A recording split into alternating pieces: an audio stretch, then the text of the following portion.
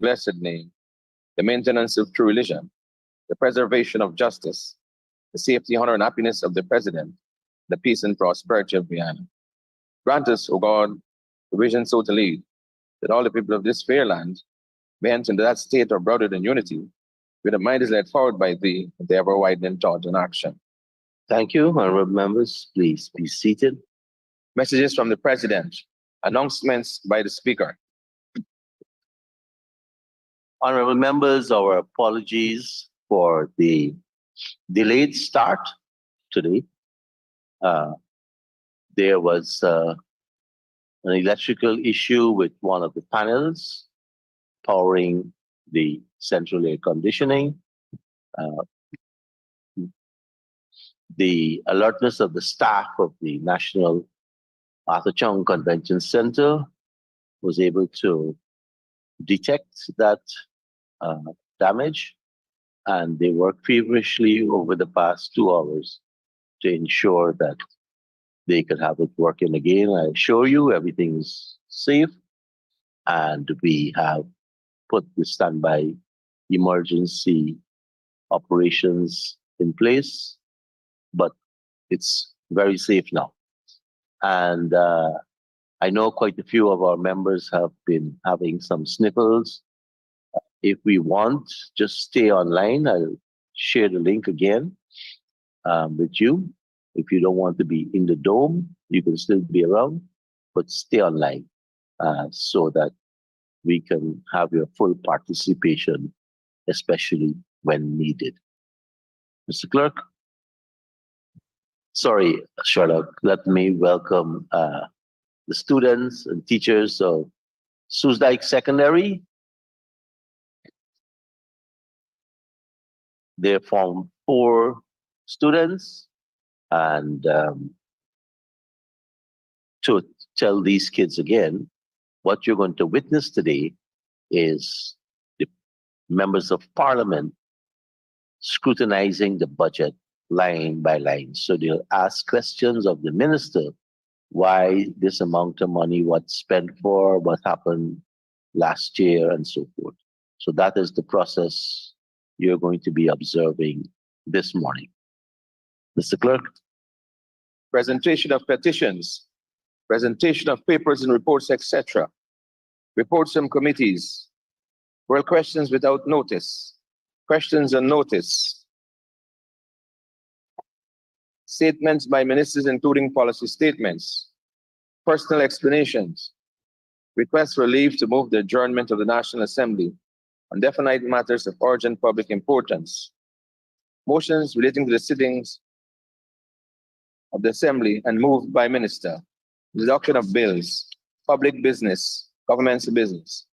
Honorable members, we will resolve ourselves into committee supply to continue consideration of the estimates. Honorable members, we are now in committee, and I invite the Honorable Minister of Local Government and Regional Development, the Honorable Minister Sonia Parag and her team,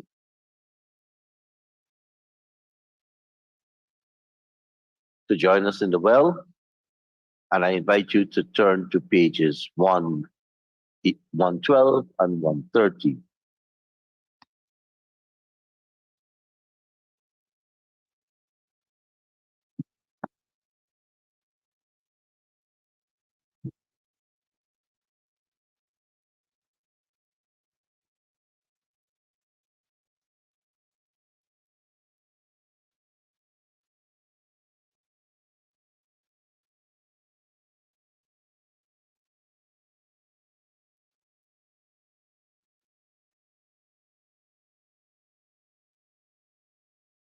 Honorable members, I now propose the question that the sum stated for Agency 13, Ministry of Local Government and Regional Development, Program 131, Policy Development and Administration current expenditure stands part of the estimates.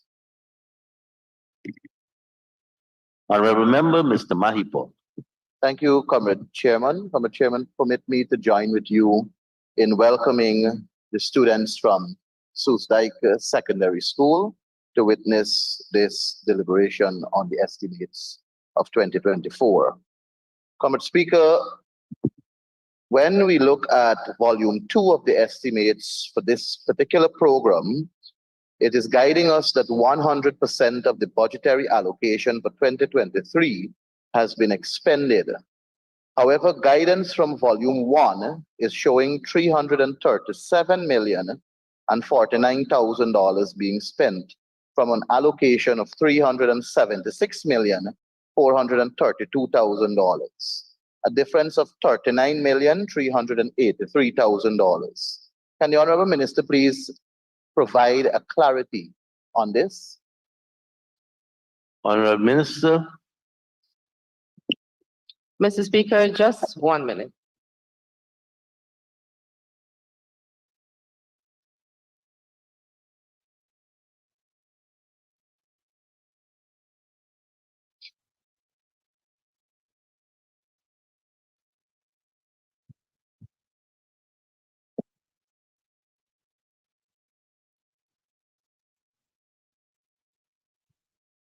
So while we would have fulfilled the mandate as for the ministry's policy and program of last year, there was some on transportation that was sent back, Honorable Member.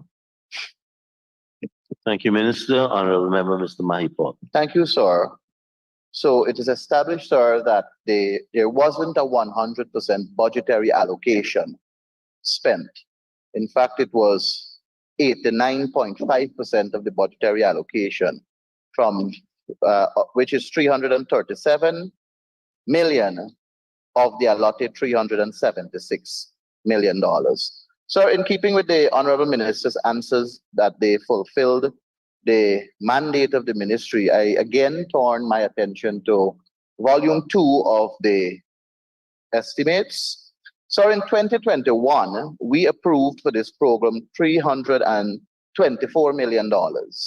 In 2022, we approved $356 million. And in 2023, we approved $376 million. So here in 2024, we're being asked to approve $402,151,000. Guided by the indicators of volume 2, which is very similar to what it was last year, and from 2021 and 2022, the mandate of the ministry was to ensure that we have a local government sector strategy, a local government data infrastructure, a Ministry of Local Government and Regional Development strategy plan, a sanitation sector plan, and the establishment of the monitoring and evaluation framework. So after spending $1.057 billion, none of these were accomplished. Can the Honorable Minister say why they were not accomplished, and what guarantee can she provide to this Honorable House that with the approval of this $402 million, they will be accomplished this year? Honorable Minister.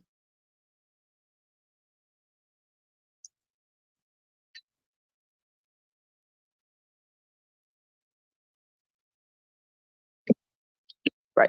So this was a program that was discontinued, a CDB project that was discontinued. Now, the sum that was left for logistics was a very marginal amount. And this year, we want to be able to continue that program. So you will see this money allotted being used for that. Thank you, Minister. Honorable Member, Mr. Mahipal. Thank you very much, Comrade Speaker. I'm happy to hear that we will see a local government sector strategy and the other indicators in volume 2 of the estimates. So may I turn your attention to line item 6116, contracted employees. Sir, I recognize that there's an increase from 26 to 27. May I ask the Honorable Minister, what is the position for this one that we're catering? Honorable Member, as you would know, and Mr. Speaker, just permit me to stand. There was an appointment of a legal assistant as of May 2023. And you would also appreciate that the line item would have increased because of the 6.5 salary increase. Thank you, Minister. Honorable Member, Mr. Maipol. Thank you very much, Comrade Speaker. Sir, I did take into consideration the 6.5% increase to the $93,777,000. And when I subtract that figure from the 109.261 that is there now, the $109,261,000, so we get a revised figure of $9.384 million that will cater for the 12 months period. Can the Honorable Minister say if this is the figure that is going to be associated as salary and benefits to this legal assistant? Honorable Minister. Well, Honorable Member, now you started off by saying, and Mr. Speaker, through you, started off by saying you did your own maths and so on. I mean, that's concerning to me even. But just to say that this does not include only the legal assistant.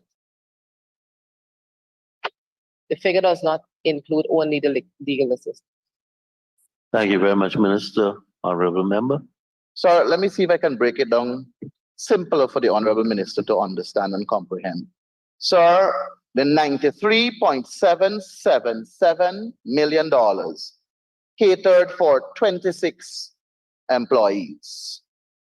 When you add the 6.5% to that, when you add the 6.5% to that, and you minus it from the 109,261,000, which caters for the 27 employees, the difference that you will get is a total of $9,384,000, which is the annual sum in terms of difference.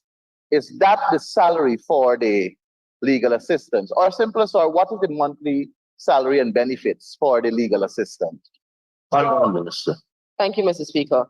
Honorable Member, just so I can break it down and make it simpler for you, when you did all your mathematics there just now, and you took that out, we have the salary for the legal assistant as well as the allowance and benefits. I beg your pardon? Well, you know, Honorable Member, you're so good at doing math, I'm pretty sure you can dissect it. Honorable Member, Mr. Maipol. Sir, perhaps the Honorable Minister did not hear the latter part of the question. Can she provide the monthly salary and benefits of the legal assistant? Honorable Minister.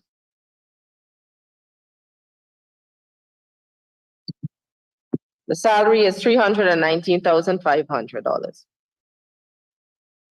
Thank you very much, Minister. Honorable Member, Mr. Mahipal, just my observation that you ask your question, and this has happened consistently. And as the person responds, you also do your own little off-the-record heckle, and that interrupts the person and interrupts me also. So if you ask a question, give them a chance. I don't mind you, responding in your mind, but don't let your mind come out too loudly through your mouth. Thank you, sir. Always respect your guidance. Comrade Speaker, can we turn our attention to line item 6284, where we see an increase from $9,010,000 to $16,826,000. Could the Honorable Minister please say what this increase would cater for? Honorable Minister.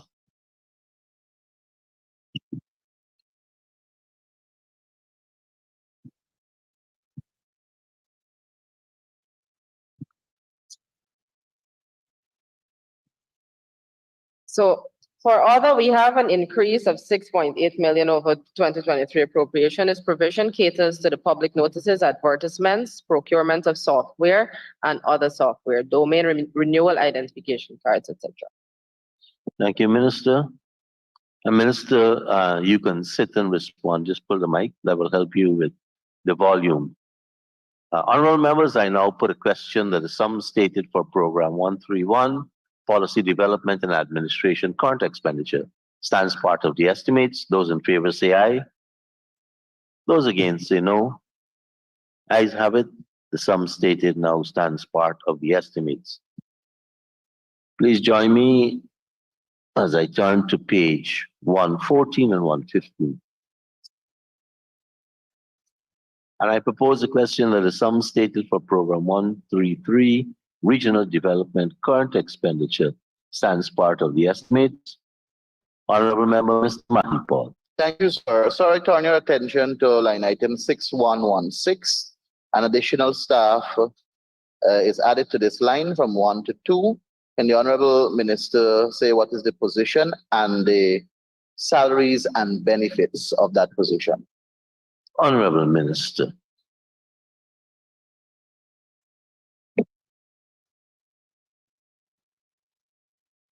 Well, honorable members, you know, we're always committed to ensuring that the ministry is staffed in a way that it can function well. And so there was the appointment of an engineer as of April 2023.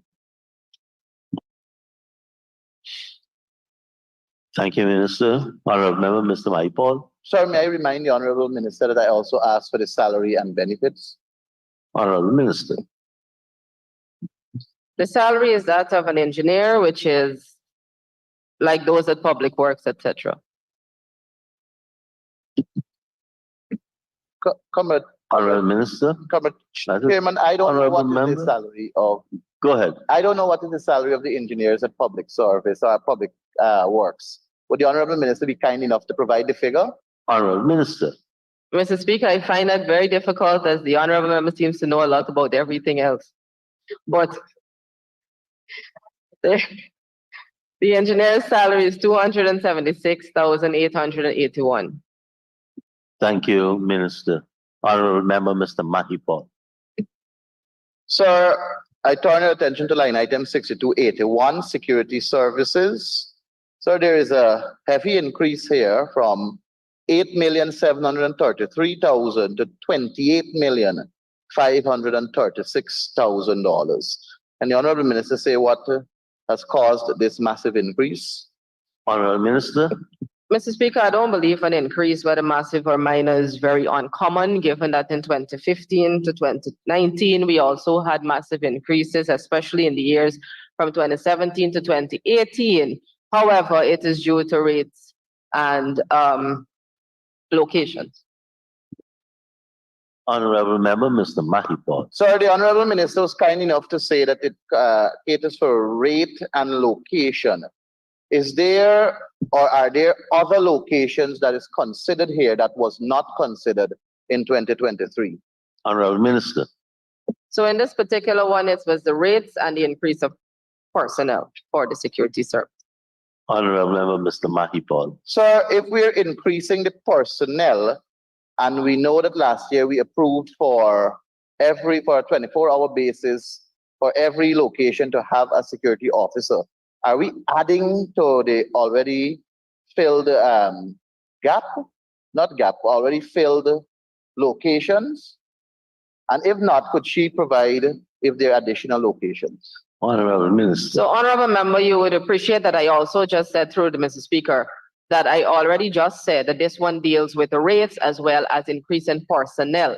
Now, what we have had before was baton security. Now we have armed security for 24 hours in addition to. But again, this is not something that is uncommon to have this kind of increase. Honorable Member, Mr. Mahipal. Thank you, sir. Sir, may I ask the Honorable Minister to provide us with the new rate, and if she can kindly tell us what was the old rate, and also if we can know the security form, the name of the security form. Honorable Minister. Well, Mr. Speaker, if I could go back to 2017, we had a jump in security service from something like 403 million to 2019, which we had 530 million, more than 100 million increase in the 2 years. So again, this is not uncommon, but in this particular period, we have the rate at 850 per hour. For armed, 1,000 an hour, baton 600 an hour to 850. Thank you, Minister. Honorable Member Mr. Mahipol. Honorable members, I now put a question that the sum stated for Program 133, Regional Development, current expenditures stands part of the estimates. Those in favor say aye. Those against say no. Ayes have it. Sum stated now stands part of the estimates. Honorable members, turn to pages 116 and 117. And I propose the question that the sum stated for Program 134, Local Government Development Current Expenditure, stands part of the estimates. The Honorable Member, Mr. Mahipol.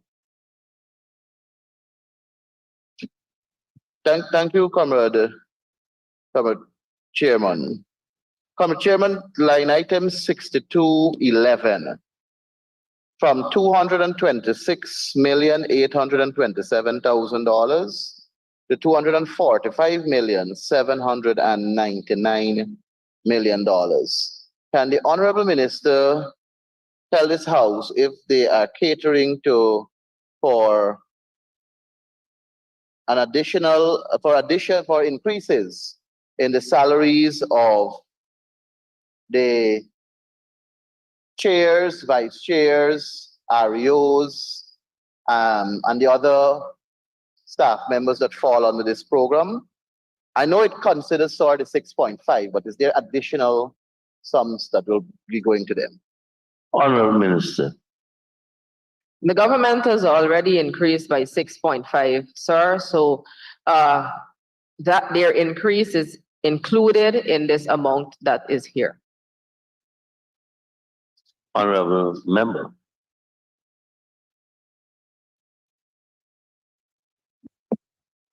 Sir, I turn your attention to 6294 from $878,617,000 to $1,342,962,000. May I ask the Honorable Minister how much from this sum is allocated to the recurrent expenditure for the Hague-Borge landfill site? Honorable Minister. Mr. Speaker, just a few seconds.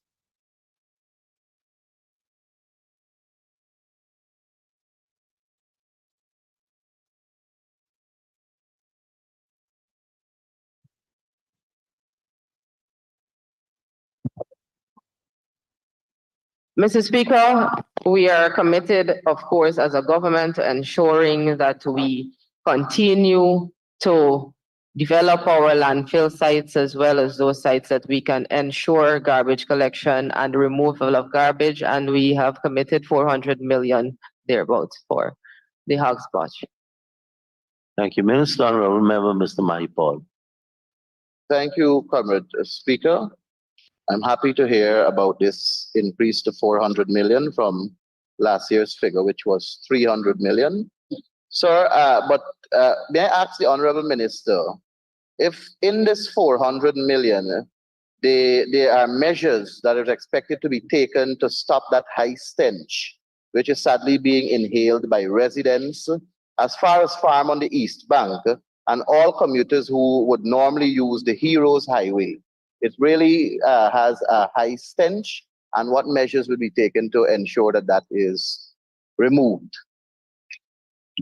The Honorable Member would be happy to know that we as a government is taking care of all Guyanese, including my honorable colleague, the Honorable Mahipol, who is living at farm and is taking in this stench. We are building more cells at the Hague-Borge as well as operational systems.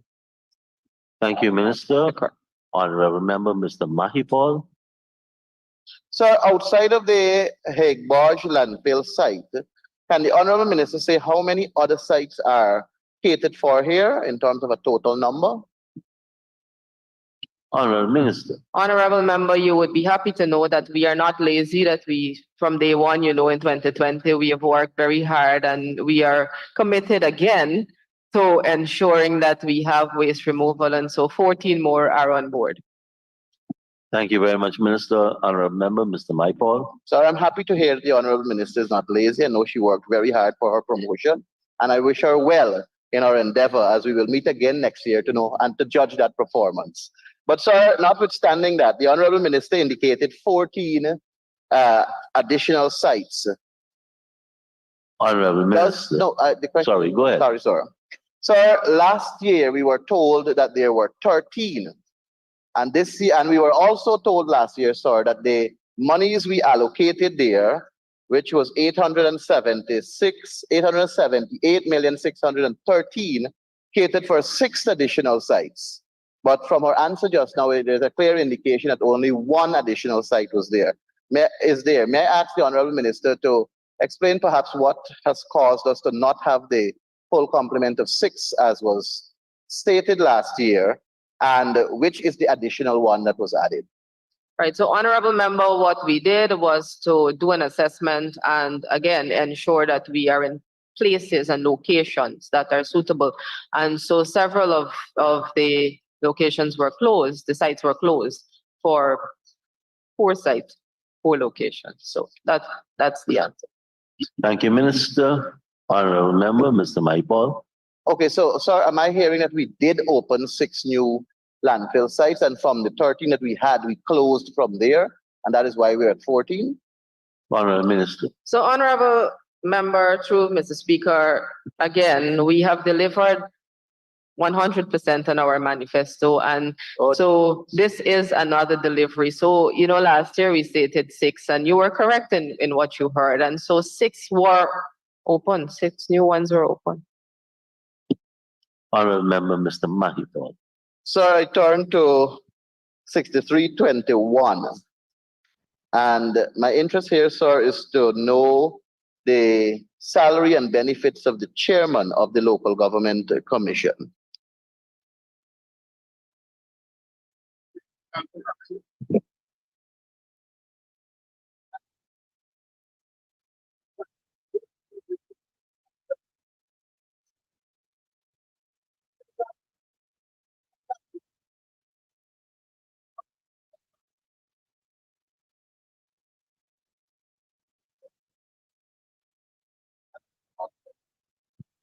So, Honorable Member, Mr. Mahipol, I, through Mr. Speaker, of course, you know, earlier in the week you said that you would be coming to take the position of local government minister, but I think that you are not aware of some of the information. The local government chair of the local government commission is not paid through the local government ministry, so we don't have that information available.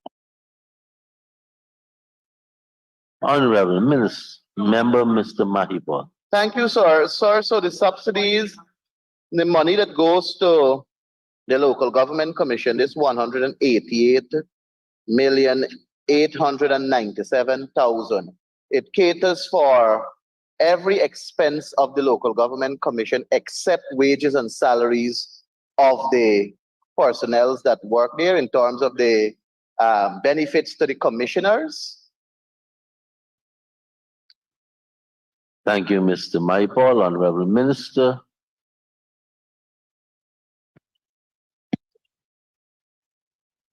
I am advised that the ministry, may the Honorable Member just repeat his question? Honorable Member, Mr. Mahipol. Sir, I am asking, the Honorable Minister indicated that the salary of the local government commission chairman is not paid from this line. And I'm seeing a sum of 188,897,000 as the subsidies and contribution to the local government commission. Is the minister saying that all other expenses for this local government commission is catered for here outside of the salaries and benefits of the commissioners at the local government commission? Mr. Speaker, just to correct, I don't think the Honorable Member heard me clearly. I said we do not retain the salary of the figure, the sum. Let me break it and put it in another way, or use another word. We don't retain the sum of money for the chairman of the local government commission.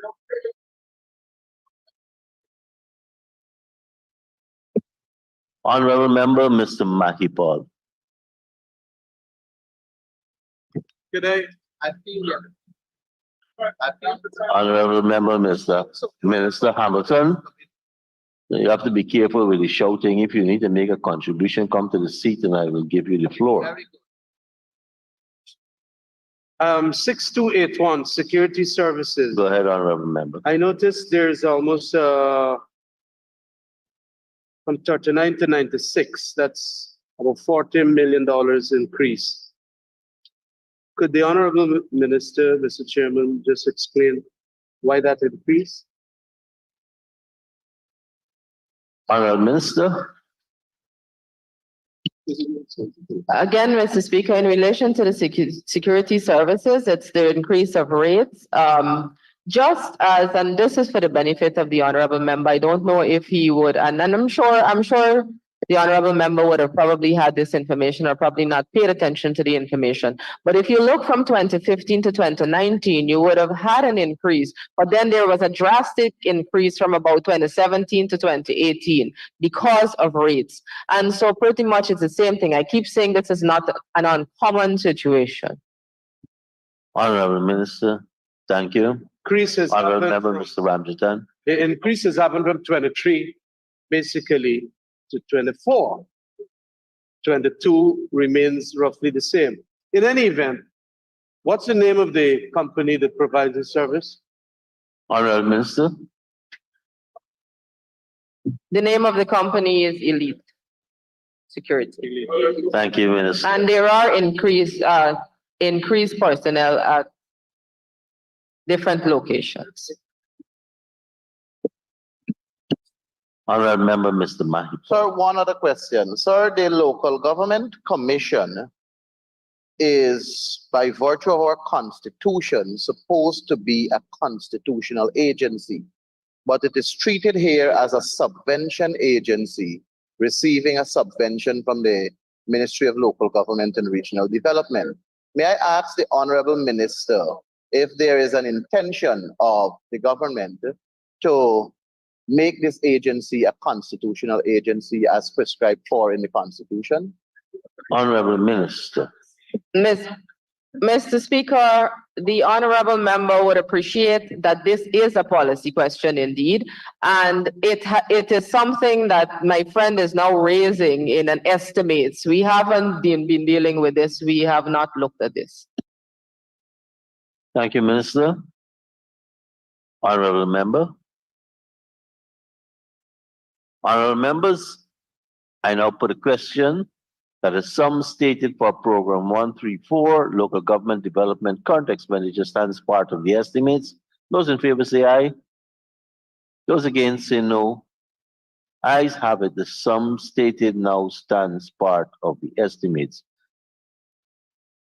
Please turn to page 496, honorable members.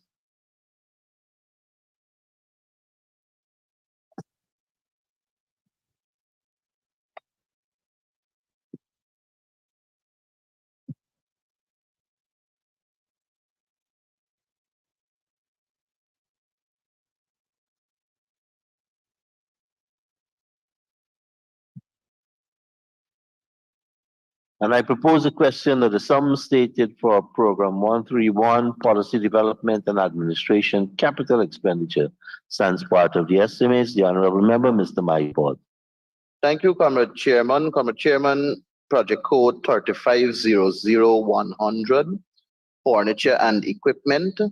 Sir, from October of 2020 to December 2023, this ministry spent $31 million for furniture and equipment. In 2024, I see a proposal for $10 million. So with a decrease in staff complement from 101 in 2021 to 72 in 2024, can the Honorable Minister explain why we continue to see increase in the purchasing of furniture with a steady decrease in staff? Honorable Minister.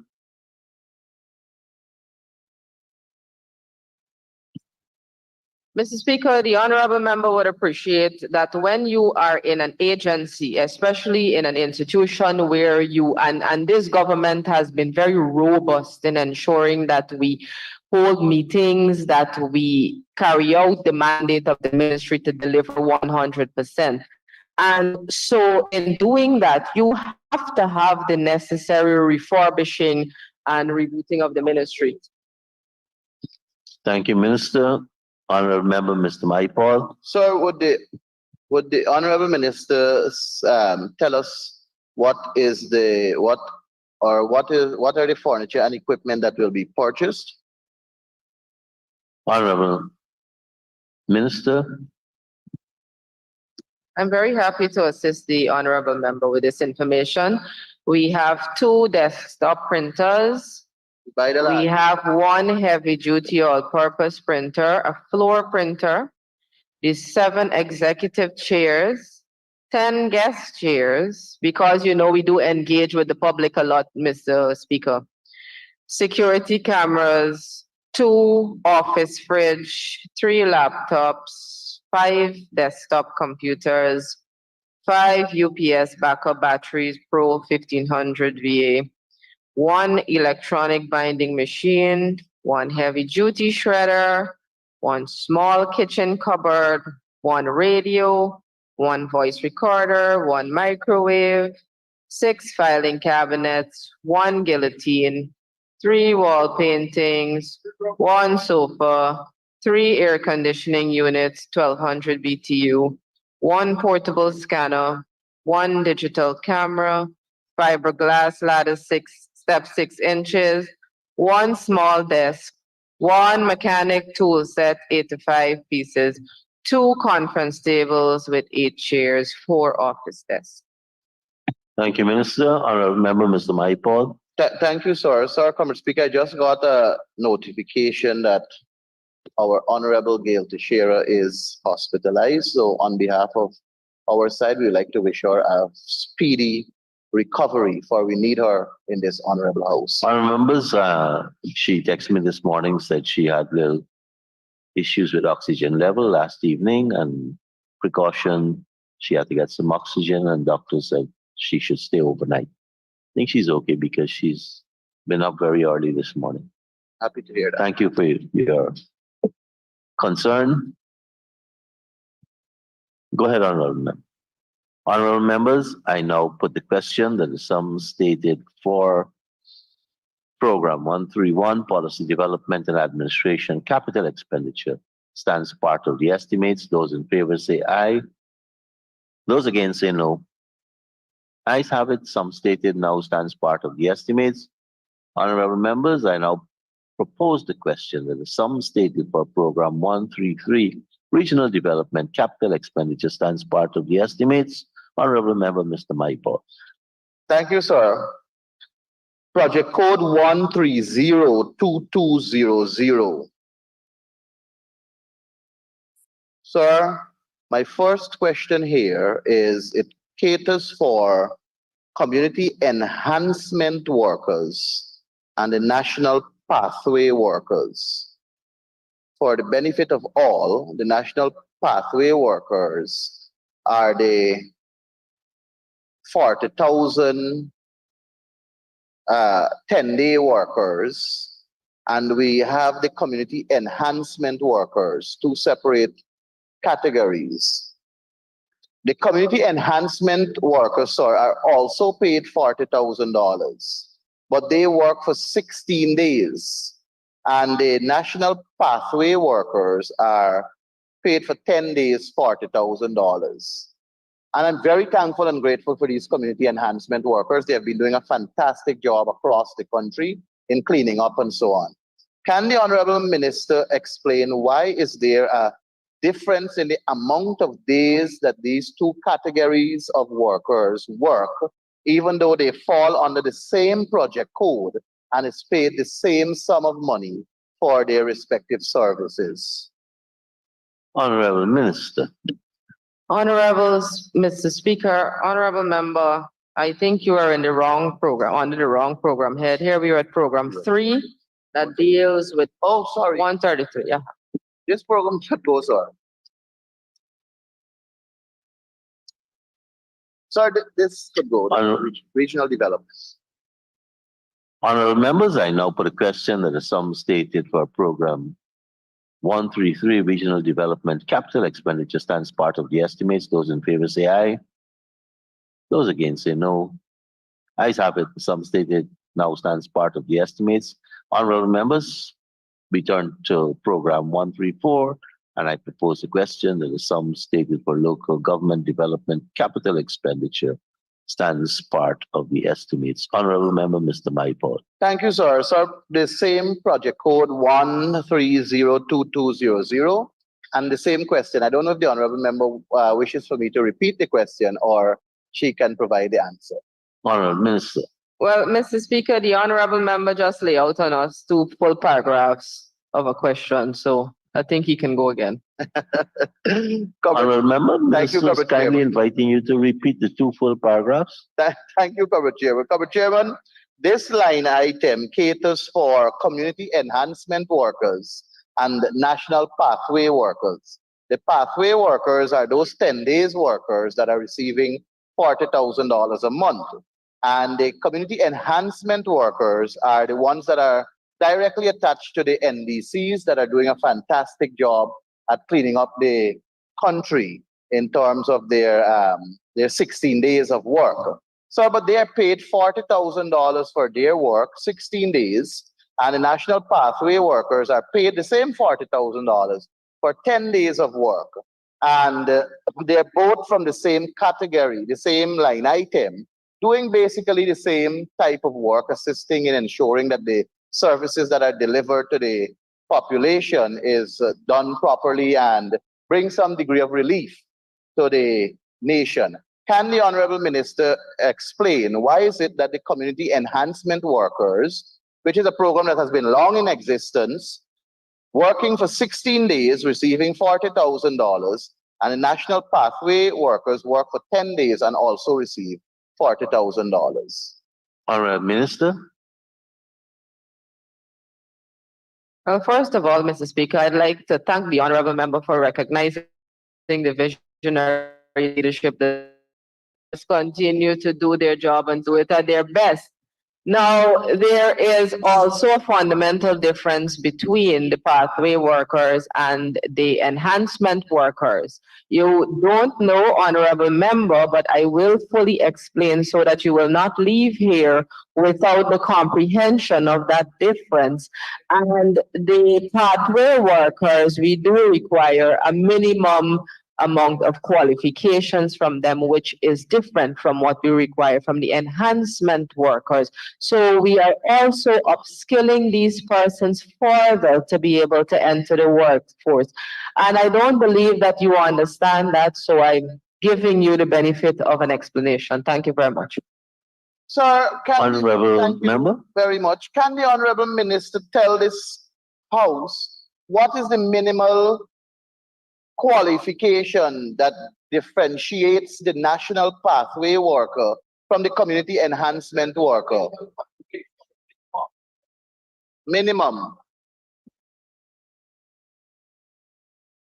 Honorable Minister.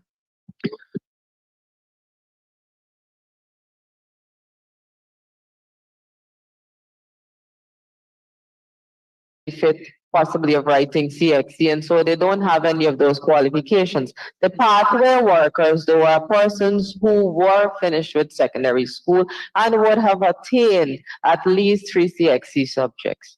So we do, and we are going to upscale them. And they're placed in positions such as at the health centers, the schools, and it is for the benefit of the development of the communities within which we all live.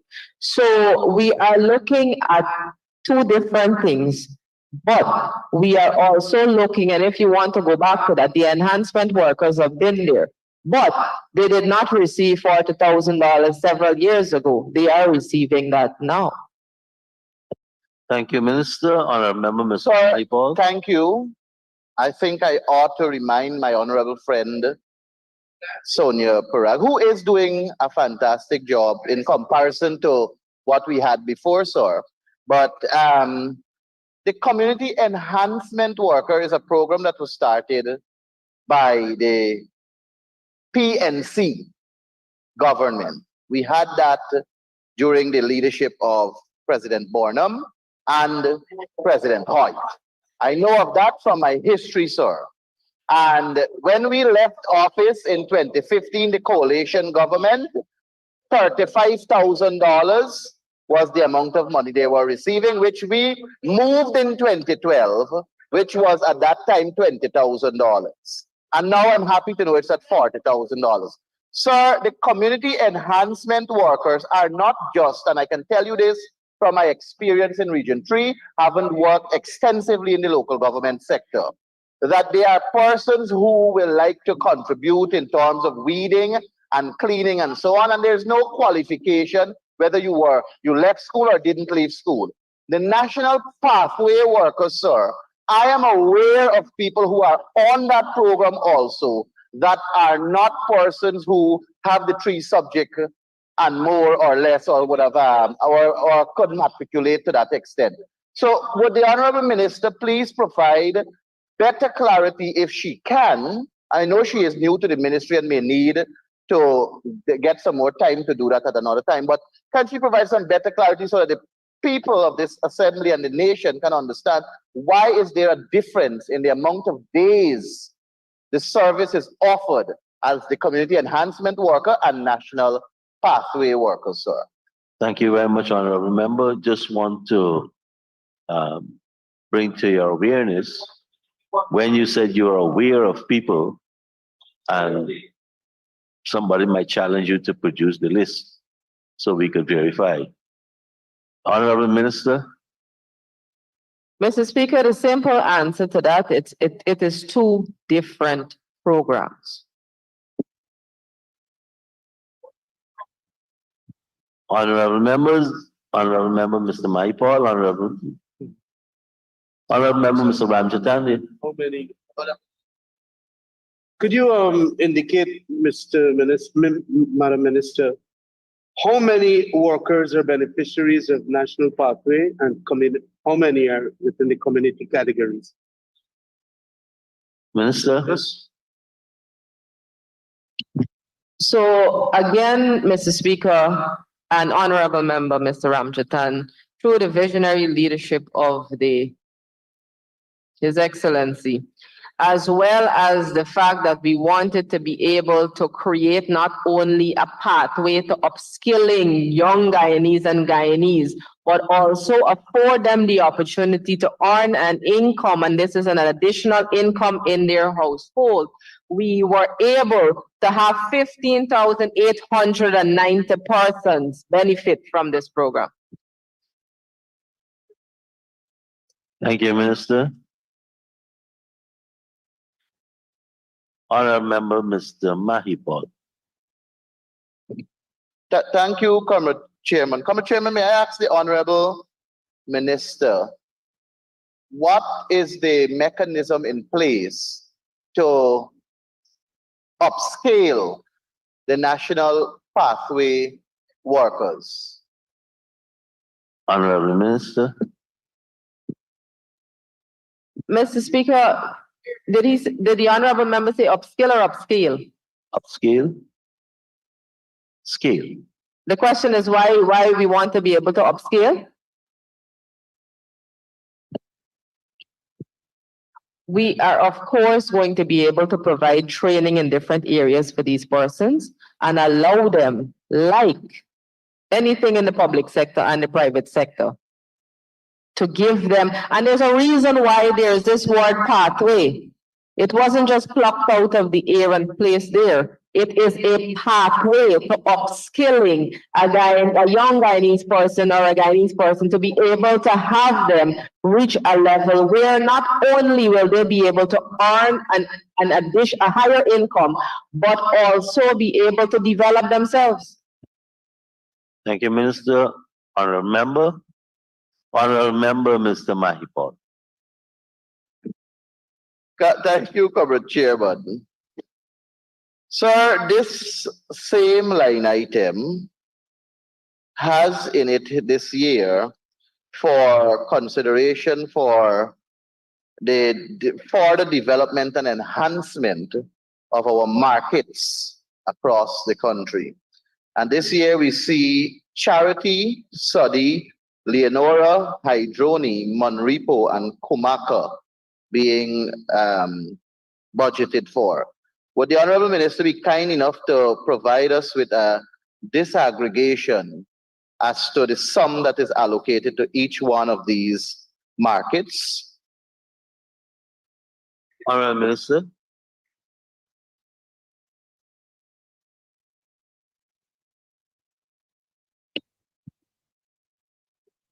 Honorable Member, through Mr. Speaker, one of the ministry's functions is to ensure that we do have functioning and well-established markets. And it is a feature that is so not only common, but beneficial to the communities, especially like we live in Guyana, that we will work towards rehabilitating.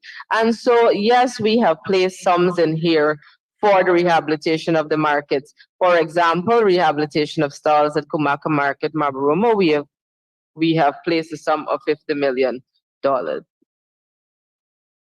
Thank you, Minister.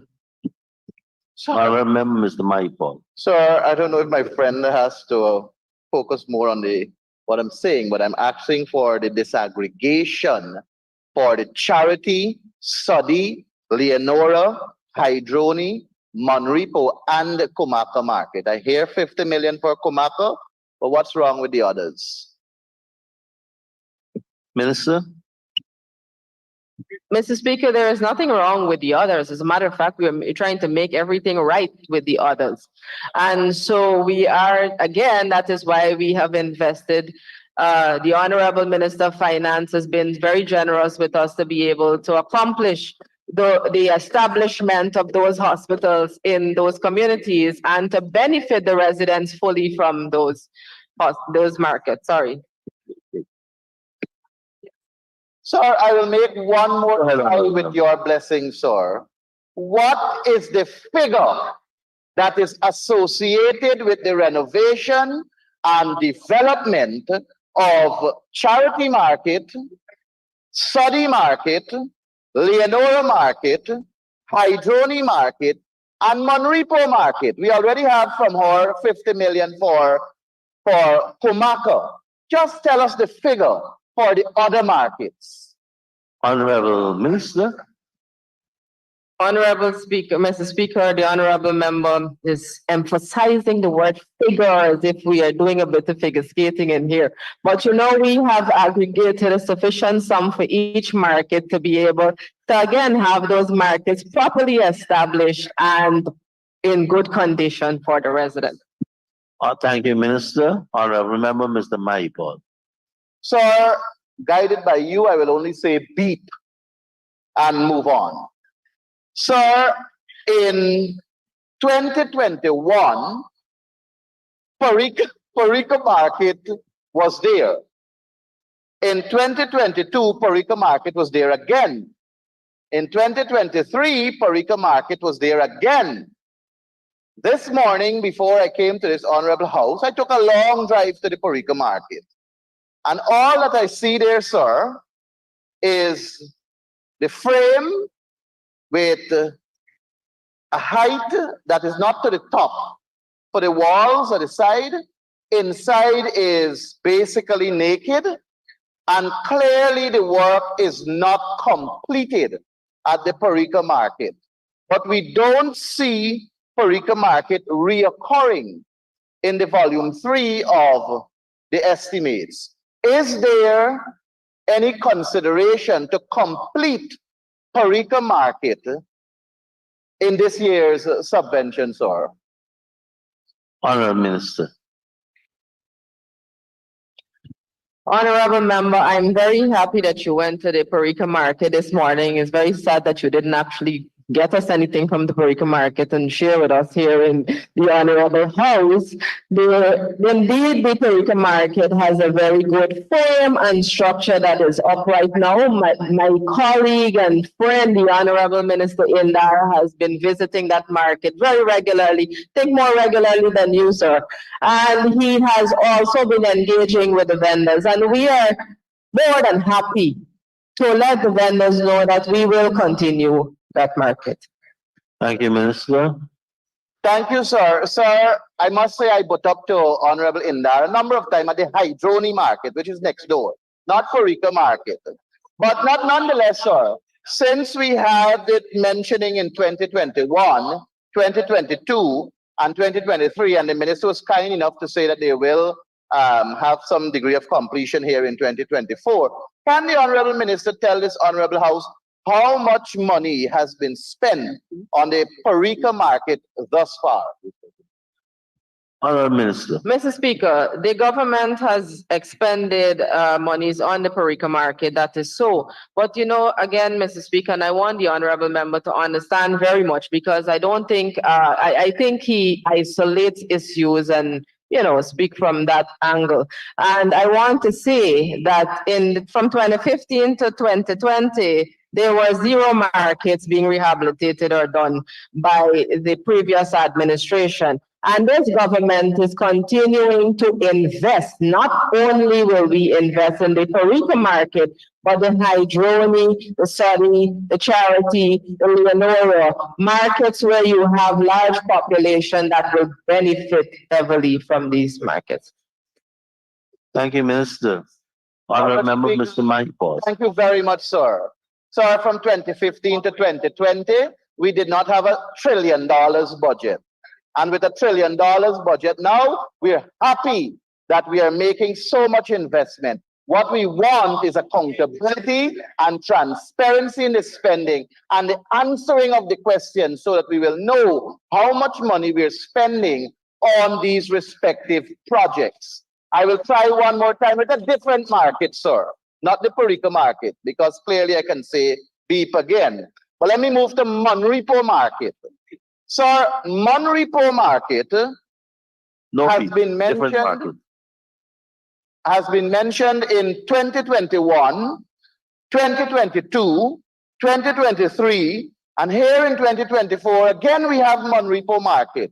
So we did not get a figure that we're spending for the upgrading and rehabilitation and construction to make more comfortable for our vendors. The sum we're spending at Charity as yet, Sodi, Leonora, Hydroni, as yet. We didn't get those figures. Can I ask for the figure that we have spent on Monrepo so far? Honorable Member, Monrepo market. Mr. Speaker, the honorable member would also appreciate that when you're constructing or if you're rehabilitating, it depends on the extent of the rehabilitation that will tell you how much the sum that you have to spend. So again, yes, not all markets will come from an equal sum because the rehabilitation will be determined by how much work has to be done. But we are catering for the Monrepo market. And as a matter of fact, I have visited the Monrepo market on 2 occasions. I have not seen the honorable member, Mr. Mahipol, at that market, but I was there engaging with the vendors, and I am very sure that we will continue. And I will commit this to the honorable member, when that market is fully done and in a beautiful condition, I will take that picture and send it there. Honorable Member, Mr. Mahipol.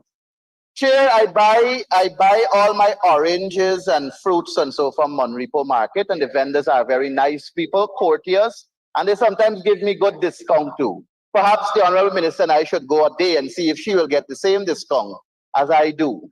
But you have another market to ask the cost of? So I go to a lot of markets. I love shopping. I'm here at this market. I was asking if you have another question with respect to another market. Yes, that you want the cost for. Yes, I'm coming to another market, sir. Sir, we see, and I must say this in response to as a question formulating in response to the honorable member. So what we're doing is building markets. If you go to Parika, you will see that there's a structure that is going up that was not there. So you're building with frames, you're building with steels and putting over sheds, and you're constructing. The same happened at Monrepo. They're building there's a capital project, a new thing going down. Before you do that, sir, you must have had a design. You must have had an engineering estimate. I'm assuming that this went to through the procurement process in terms of advertising and people bidding, contractors bidding, and they were allocated the work at a sum of money. So I'm going to attempt one more time, Comrade Speaker, with your gracious permission. What is the contracted sum that was allocated to these very markets that I mentioned in 2021, Parika, Charity, and Monrepo, and then we see Parika and Monrepo coming back in 2022, which means the same contractor that got it in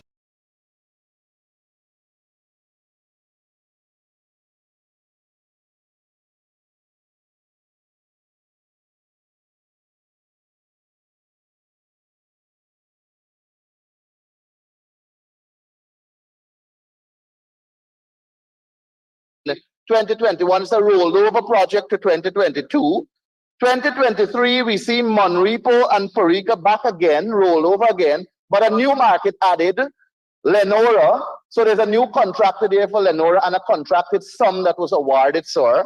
And this year, we see the addition of Hydroni and Kumaka and Sodi. We got the sum for Kumaka, $50 million.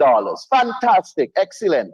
What is the contracted sum for the other markets that I have mentioned here? Honorable Minister. Mr. Speaker, I appreciate the honorable members, again, recognition of the government's visionary leadership in building these markets and ensuring that our communities benefit and our farmers benefit fully from these markets. And, you know, I did give the Kumaka and I will give the construction of the charity market. It's 191,240,000. So. Thank you very much, Minister. I feel we made tremendous progress there because we did get Kumaka at 50 million.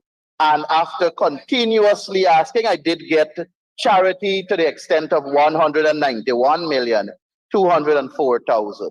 So may I make one more attempt, expecting to get the figure for Sodi, Leonora, and Hydroni market, and also Monrepo, please? Well, I normally would stop people after the second time, right? Yeah, but I realized we got the answer just now, so I'm. But I thought you were bringing a new market, so I heard of all those plus Monrepo.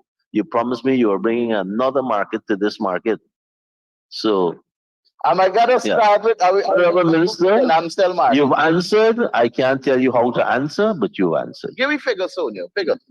So, Mr. Speaker, I have answered. This question has been put to me 5 times, and I have answered all 5 times, and I have exhausted my answers to this question. Thank you, Minister. Honorable members, Honorable Member Mr. Maipod. So beep, beep, beep, and I move on. Beep, beep, beep. And I move on to the next project code. Full accountability and transparency. So project code 1902-900. Project development and assistance. I see that the sum here is $1 billion. And what we budgeted last year for was also $1 billion. And then there was a supplementary where we added 300 million. So it became $1,300 million that was spent for project development and assistance. And what it really means, sir, is subvention we give into the 70 neighborhood democratic councils and the 10 municipalities. Last year, sir, these neighborhood democratic councils got $5 million as their subvention, which is the subvention that the coalition left. When we were in office, sir, we raised it from 2 million to 5 million. Sadly, it has not been increased as yet in this $1 trillion budget. And the township of New Amsterdam and the others got $18 million. And I'm not sure what was the sum that was disaggregated for the other township. Can the Honorable Minister say to this Honorable House, what is the figure that will now be given to the NDCs and what is the figure that will be given to the municipalities and what is the figure that will be given to Georgetown, which is normally treated separate from the 9 other municipalities? Honorable Minister. Well, again, Mr. Speaker, with this ministry is committed to working with every local democratic organ that it has oversight over. And we want to be able, again, to create development in the communities. And so this year, we want to be able to outfit those NDCs with the amount of $29,440,000 for those, the municipalities. And for the NDCs, we have varying figures. And for Georgetown, we have 40,000. Thank you, Minister. Honorable Member, Mr. Maipol. Sir, thank you very much. I have no problem committing a couple of minutes for the Honorable Minister, if she so agrees, to tell us what are those varying figures for the respective NDCs, because I am aware that 5 million was given across the board for the since 2016 to now. And now that I'm hearing their varying figures, can the Honorable Minister tell us what are these varying figures? Which NDC is getting what? Honorable Minister. So it is based on, and I think Mr. Speaker, I think the honorable member has a good working knowledge of how this is worked out in terms of the NDC, and it comes with a formula that is dependent upon their submission, etc. So I think that the honorable member would appreciate that. I don't have that formula with me right now, but. Sir, thank you. Thank you, Minister. Honorable Member, go ahead. So the formula is found in the Fiscal Transfers Act. No, I am right, unlike you. Sir, but the Fiscal Transfers Act creates that formula for you to distribute from the sum that you have allocated as the whole number. So if you have allocated $5 million each, the formula requires you to give the first half, and the second half is done through the calculation of knowing the amount of people in the area, the amount of rates and taxes they have collected, and so on. And that will cause you to show how you have disbursed it. So I would like to know what is the whole sum figure for each NDC. Is it still $5 million? Simply yes or no. And if it's no, what is the figure for the respective NDCs? If she prefers to lay it over, I'll accept that also, sir. Honorable Minister. Mr. Speaker, I have to start with telling the honorable member that I believe my honorable colleague and friend, Mr. Yandar, is quite a smart, intelligent gentleman and has worked with all of the NDCs and has also worked with all of the NDCs and is committed to ensuring that the Region 3 NDCs will work with us as well. And we have figures, again, allocated to these NDCs. And I think, honorable member, in time to come, you will know how much they have. Thank you, Minister. Honorable Member. So again, I say beep, beep, beep as I move to the next project code. So I move to project code 1904300. Regional Economic Transformation, a sum there of $5 billion. And this is for the provision for community-driven entrepreneurial intervention. So may I ask the Honorable Minister to provide to this Honorable House and nation the criteria that is being used to disburse assistance in the form of handouts, if I may use that word, sir, for this SLED program. Honorable Minister. Grants is a better word. So again, honorable member, through Mr. Speaker, we have had a holistic plan, and it's not just a plan that we've had in our back pockets. We've had a plan that we have executed and implemented to ensure that we empower Guyanese. And this is one of those programs that will empower small business owners. And you have a very competent committee that is set up to do an evaluation on these persons, and those persons will, and depending on that evaluation, persons will benefit. Honorable member, go ahead. Thank you, Comrade Chairman. Comrade Chairman, may I ask the Honorable Minister, from the year 2021 to 2023, how many, in terms of number, how many persons benefited from this small business, how many small business owners benefited from this SLED program? Honorable Minister.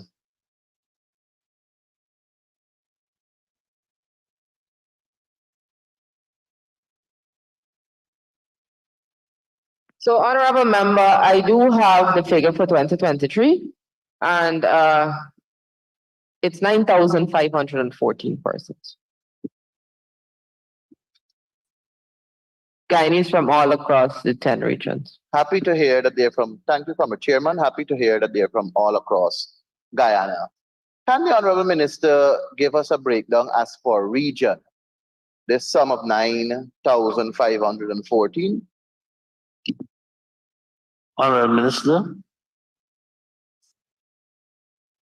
Thank you, Mr. Speaker. Honorable member, this government continuously has committed to ensuring that equal opportunities are given to all Guyanese, irrespective of their geographic location, irrespective of their ethnicity, irrespective of their religious background.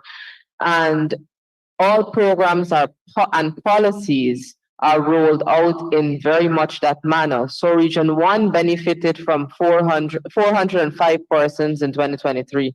Region 2, 605, Region 3, 697, Region 4, 194.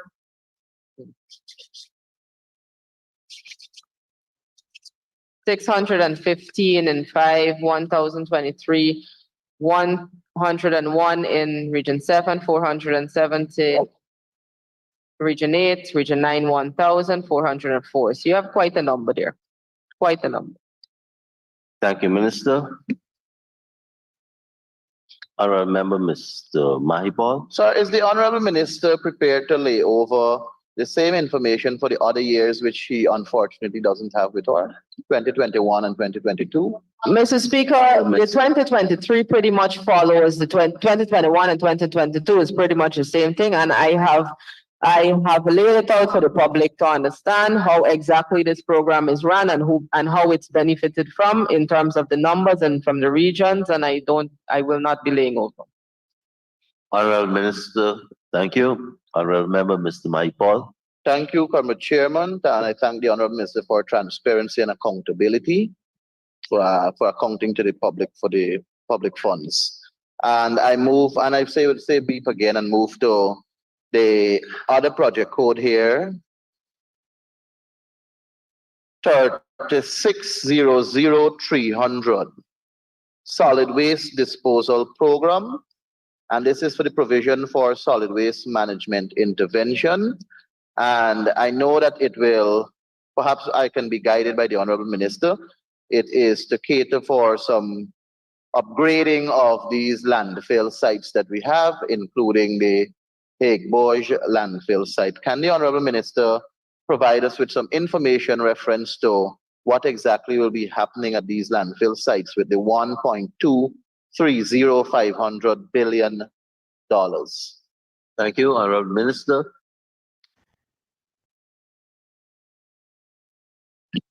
So some will be closed, Honorable Member, through Mr. Speaker, and some will be upgraded. Thank you, Minister. Honorable Member, Mr. Mahipal. That's all. Some will be closed and some will be upgraded. Sorry, the legend of this budget tells us provision for studies and surveys. And we know what we're doing studies and surveys for, provision for regional landfill sites and waste management equipment. Can we at least know what kind of equipment we will be purchasing, and upgrade of facilities at the Hague-Borge sanitary landfill site? Can we at least know what will the upgrading be? Honorable Minister. It studies on the geotechnical and the hydrogeological surveys to be done, and also for operational and maintenance purposes. That the figure is that we have the consideration of that figure. Honorable Member. I don't know if my friend is burning out now, sir, but I remind her she has the entire day here with us. There is also here the equipment, the waste management equipment. What kind of equipment we're talking about? And the upgrade of the facilities at Hague-Borge landfill site. What upgrade we're talking about? Honorable Minister. So, as you know, again, we are committed to ensuring that these sites are fully functional, and those that are not, that are closed. So we have under the waste management equipment, we will be getting 1 portable tire shredder, 2 stationary compactor bins for markets, 2 water and air quality testing equipment for landfills, skip bins and skip lift trucks, 1 truck and 25 skips, 211-liter bins. Thank you very much, Minister. Honorable Member, Mr. Mahipal. Thank you, Comrade Chairman. Comrade Chairman, I thank the Honorable Minister and the competent staff at the Ministry of Local Government and Regional Development. Thank you very much. Honorable members, it's a good time to put the question that the sum stated for Program 134, Local Government Development Capital Expenditure, stands part of the estimates. Those in favor say aye. Those against say no. Ayes have it. Sum stated now stands part of the estimates. Honorable members, I know we had a late start and we have a long way to go. So let's take the suspension now. Even our kids were a bit hungry, so we allow them to leave. Thank Minister and the staff of Regional Development for taking us through the start. We'll be back here in 1 hour at 12:45. And let us express our appreciation to Mr. Nankumar, GM, and his staff for getting us started today.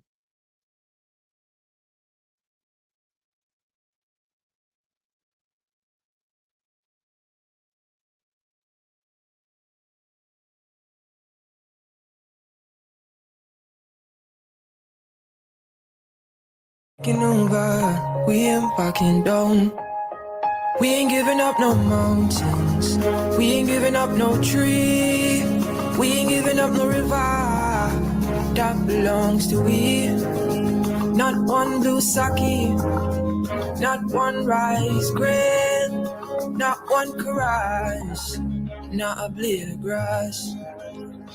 This land is all I know. We gonna make it somehow. We will bend like a bow and never break.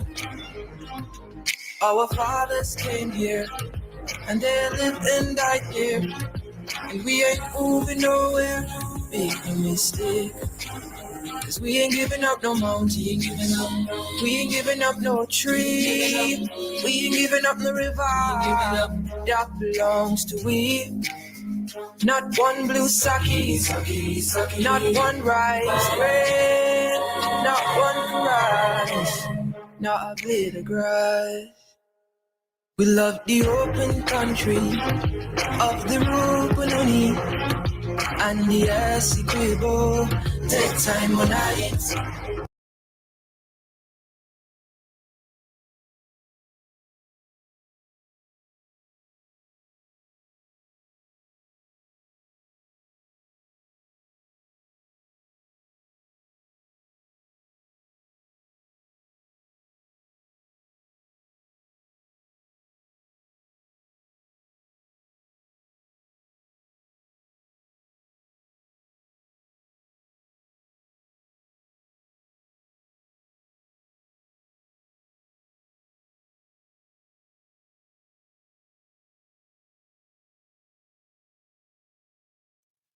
Tonight, the extraordinary moment on Capitol Hill. Meta CEO Mark Zuckerberg apologizing to families after being told he has blood on his hands. Zuckerberg testifying alongside several other tech CEOs, standing and turning to the parents in the audience saying, "I'm sorry." Many parents holding pictures of children they say were harmed by social media. One mother who lost her son speaking to us. But will social platforms get any safer? Also tonight, the U.S. preparing to strike back at Iran-linked targets in retaliation for the drone strike that killed 3 soldiers. Why the response could last for weeks and who the U.S. now says was responsible. The FBI director warning Chinese hackers are preparing to wreak havoc on the U.S., the major targets they could strike. The shocking crime, a man arrested for allegedly killing his father, then posting a gruesome YouTube video. Dramatic body cam shown in court the moment police arrested the parents of a Michigan school shooter. The major storm fueled by an atmospheric river slamming the West Coast. When the worst will storm ashore. The pipeline inferno, flames shoot 500 feet into the air. This is NBC Nightly News with Lester Holt. Good evening, everyone, and welcome. Today, a reckoning for social media in this country over harm suffered by some of the youngest and most vulnerable users, children, and why proposed online safety measures have stalled. The CEOs of 5 popular social media platforms appearing before the Senate Judiciary Committee today, where they faced angry lawmakers, were told they have blood on their hands, and were met by a gallery that included child safety advocates and distraught parents, many carrying large photos of children they say were killed or affected in part by social media platforms, including victims of online sexual exploitation. In one terse exchange, Meta's Mark Zuckerberg prodded to face the families and apologize, and did just that. Our Kate Snow was there. The CEOs of Discord, Snap, TikTok, X, and Meta met by a sea of parents holding photos of children they say were victimized on the social media companies' platforms. Mr. Zuckerberg, you and the companies before us, I know you don't mean it to be so, but you have blood on your hands. You have a product. You have a product that's killing people. The topic today, sexual predators targeting young people through social media and the blackmailing of teens tricked into sharing explicit photos. Mary Rohde says it happened to her son Riley, who then took his own life. Riley died on March 30th, 2021, when he was a victim of sexploitation on Facebook's Messenger app. You're on national television. Would you like now to apologize to the victims who have been harmed by your product? Show them the pictures. In a dramatic moment during questioning from Republican Senator Josh Hawley, Meta CEO Mark Zuckerberg stood to address the parents packing today's hearing. I'm sorry for everything that you're no one's got to go through the things that your families have suffered. And this is why we invested so much and are going to continue doing industry-leading efforts to make sure that no one has to go through the types of things that your families have had to suffer. When he stood up, he said, "I'm sorry for your pain," but I don't really think he's sorry for my pain. The tech CEOs today choosing to keep their remarks to their testimony, not stopping for any questions about the surge in child sexual abuse material online. Who did you think he was? He said he lived about 10 minutes away. He was my age, like 14, 15, just a regular boy. Ellen, whose last name we agreed to withhold, was 14 years old when she says she started communicating on Snapchat with a person she thought was a teen. I'd never had attention from a boy before that, so it was all new area for me. She says she sent innocent photos of herself, and the boy soon began sending her sexually explicit pictures. Naked photos? Yes. More than once? Correct. But his face was never in it. Her mom, Carrie, had no clue. She's sitting right next to me on our couch, probably talking to him. And you didn't know? I had no idea. What was your first clue that something was wrong? When Homeland Security came to my work, it turns out that a man outside of our state has been talking to my daughter and had a plane ticket with her name, and he's ready to come get her. To take her away? To take her away.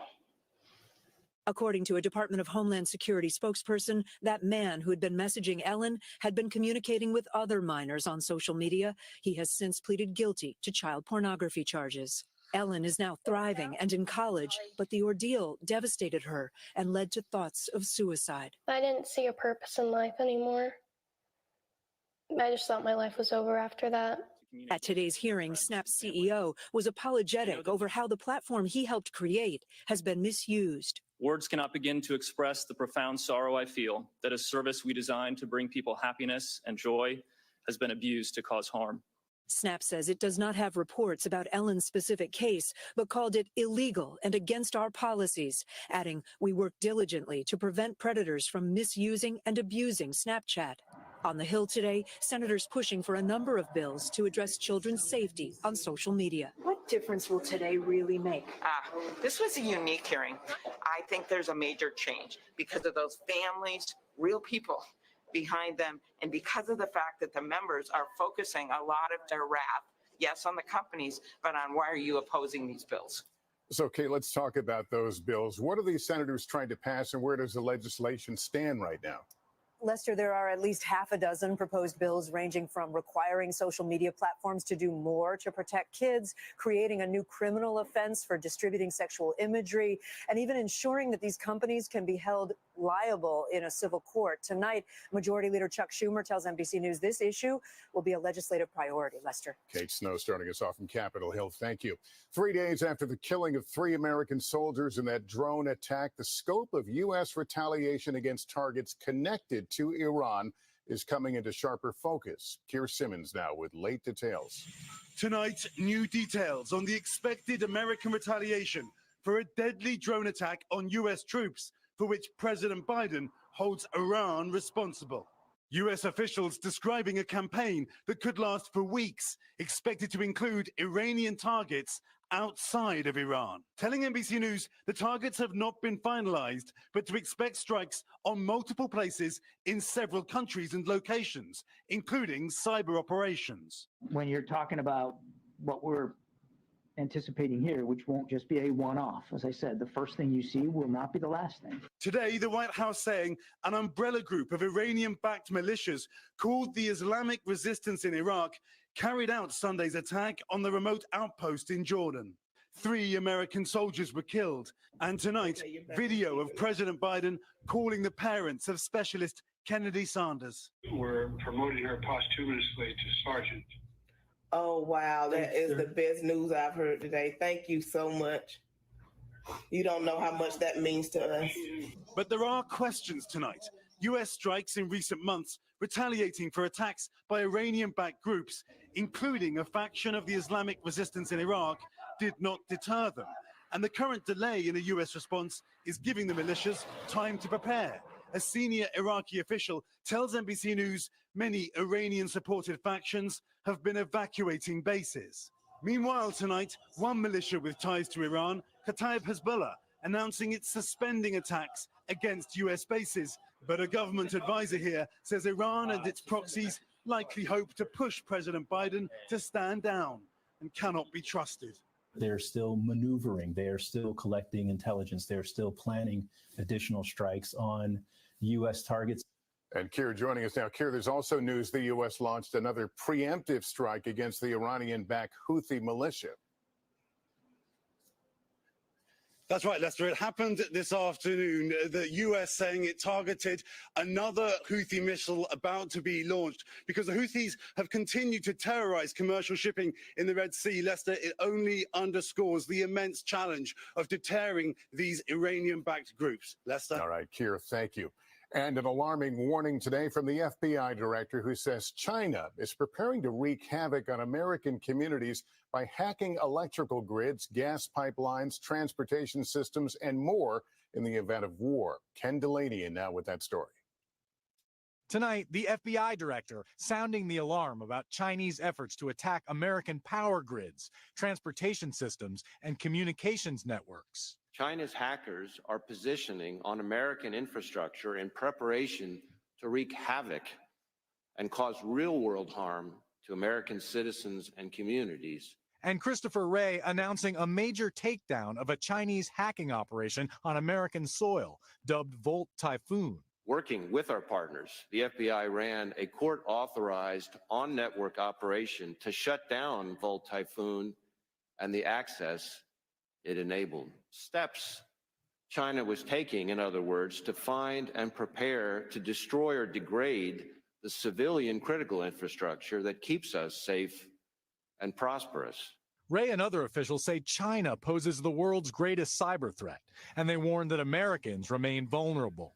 U.S. Cybersecurity Chief Jen Easterly describing the devastating impact of a potential massive Chinese cyber attack. Telecommunications going down so people can't use their cell phone. People start getting sick from polluted water. Trains get derailed. Air traffic control system, port control systems are malfunctioning. This is truly an everything, everywhere, all at once scenario.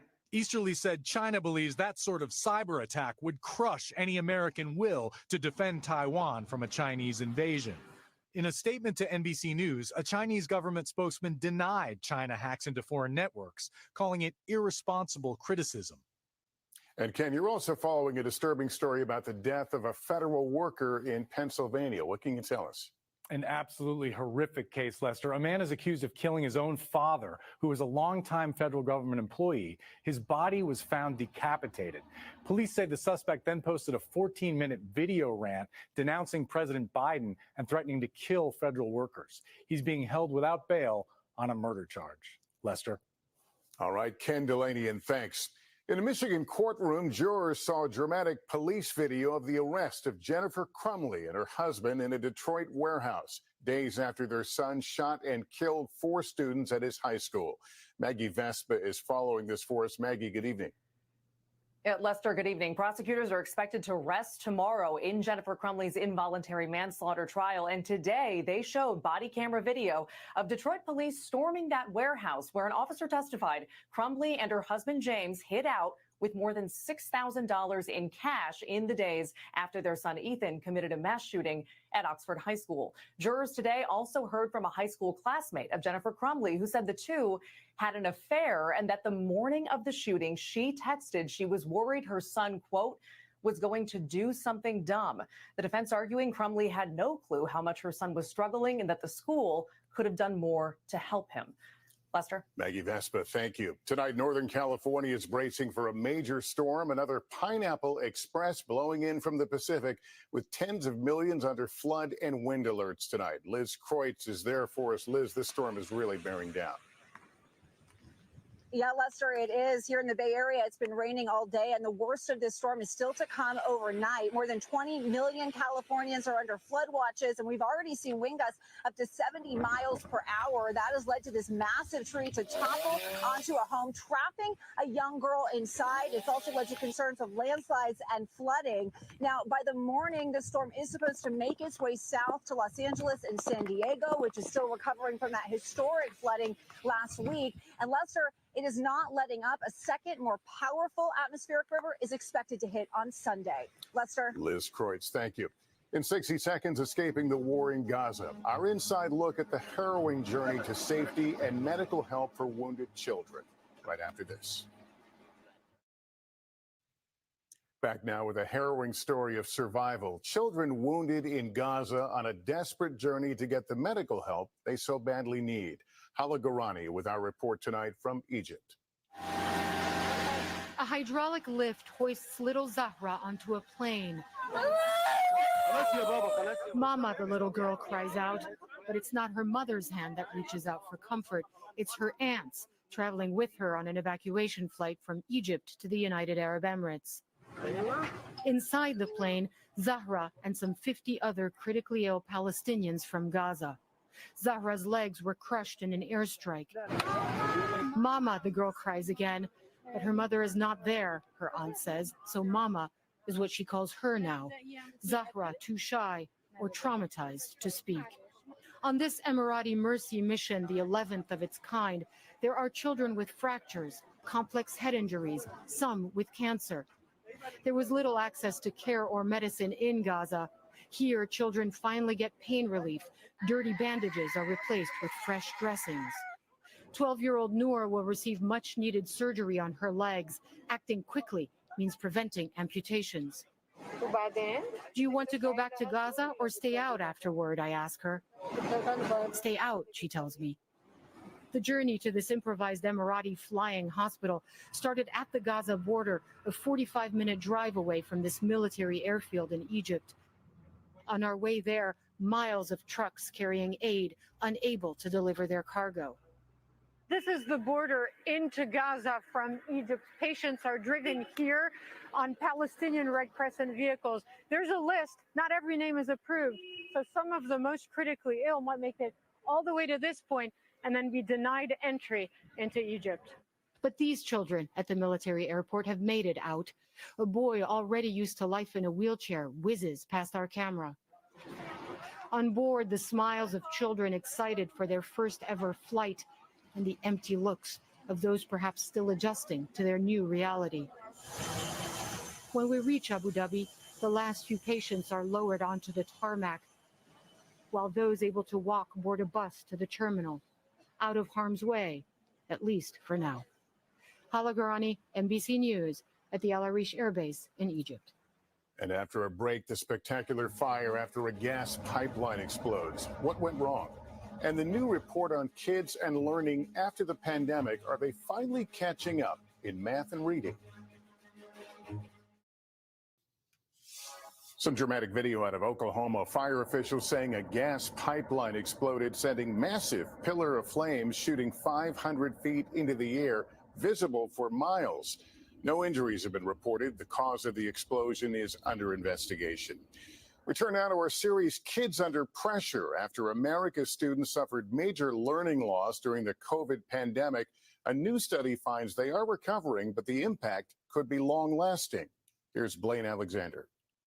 It was a troubling trademark of the pandemic, students learning through computer screens with growing concern over just how much they would be set back.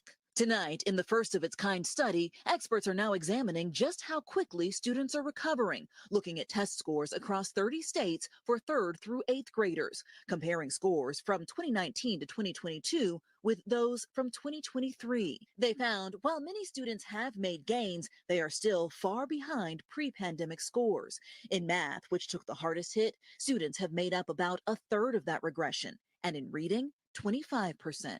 It suggests we're on our way to a full recovery. We're certainly not there yet, but I think we've made up a lot more ground in 1 year than many people would have predicted, certainly more than we've ever made historically in 1 year.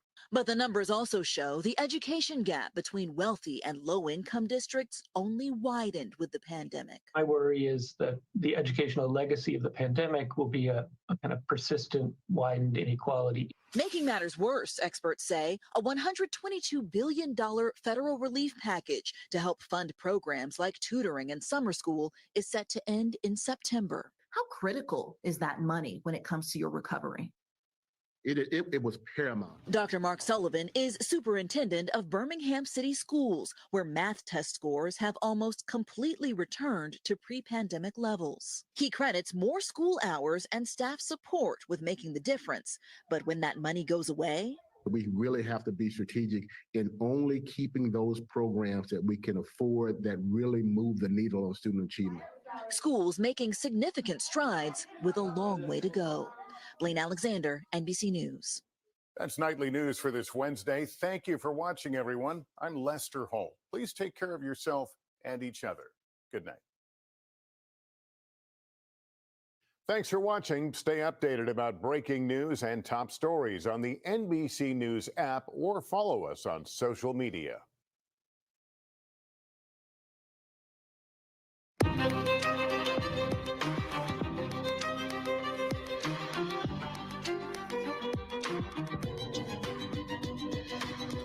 We are coming on the air tonight with what could be a watershed moment for social media. Anger, emotion, blame aimed at tech CEOs from senators today and from parents who point the finger at some of these social media companies for playing a part in their children's suicides. The stunning moment, Meta's CEO turned around and apologized directly to them, coming up in just a second. plus what we're learning about a disturbing and gruesome murder posted on YouTube for everybody to see, while a Pennsylvania man talked about right-wing conspiracy theories.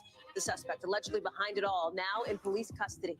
Plus, concerns about crime in Oakland is prompting one big company to offer its employees security escorts to and from their cars. They're not the only ones making changes. What it signals about the situation in the Bay Area.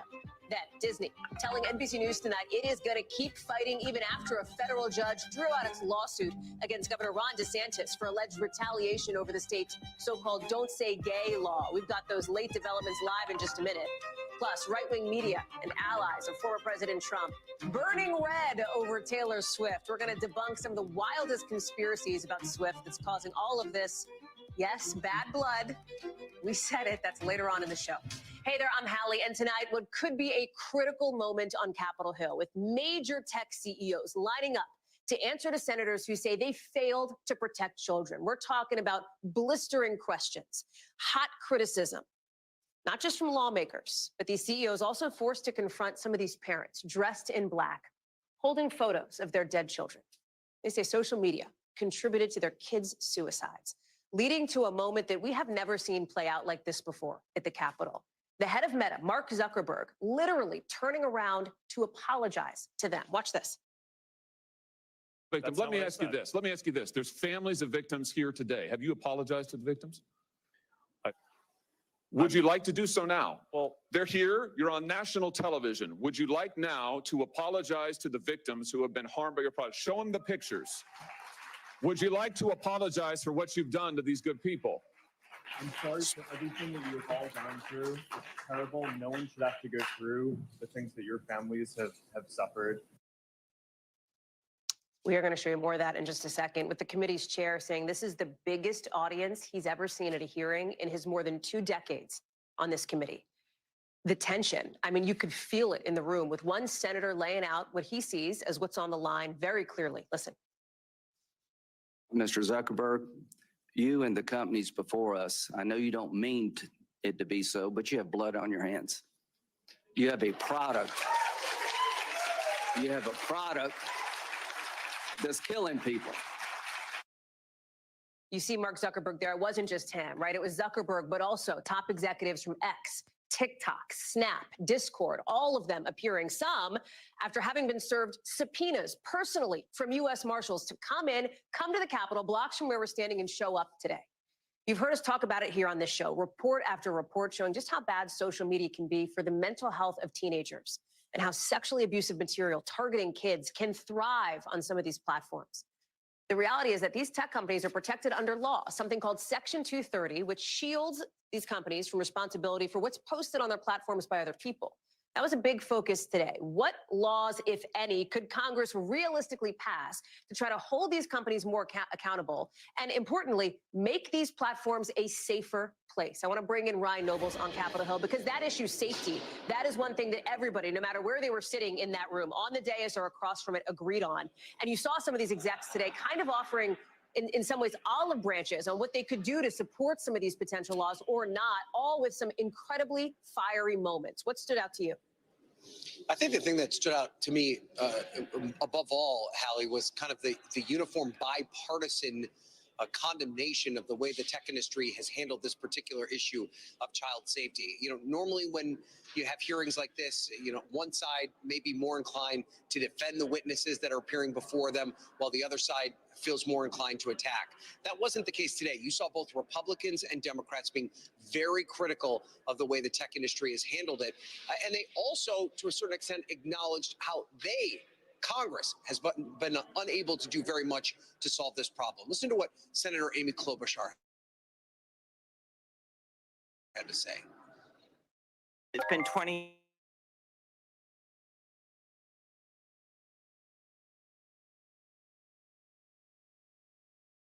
really clear about that. So what you say matters. Your words matter.